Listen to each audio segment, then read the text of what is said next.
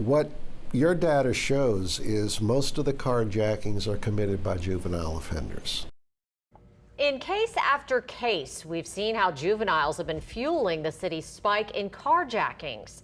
In our series Wrong Turn, we even heard one juvenile offender explain how impulse and peer pressure are driving kids to participate. Now, investigative reporter Mike-Perlstein has compiled the hard statistics to back up those assumptions, along with where carjackers are most likely to strike.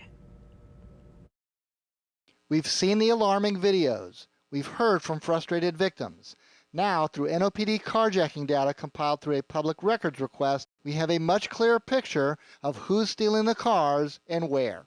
The statistics for 2021, a record for carjackings, show that juvenile suspects arrested outnumber adults by more than 2 to 1, and about 2/3 of the stolen vehicles are quickly recovered. What that suggests is that the motive was not to sell the car or bring it to a chop shop and salvage parts from it. It's transportation. That transportation, says Rafael Goyeneche of the Metropolitan Crime Commission, often carries young offenders to their next crime. And when either the car gets too hot or it runs out of gas, they leave the car and they steal and carjack another car. It tells you that they don't have a game plan for profiting off of what they're doing. The highest number of carjackings by a wide margin were here in eastern New Orleans, the 7th Police District.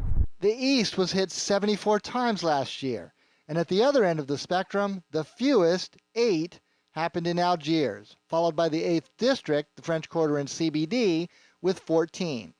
Citywide, the solve rate was 43%. Car recoveries are much higher, more than 90% in the 2nd and 3rd districts.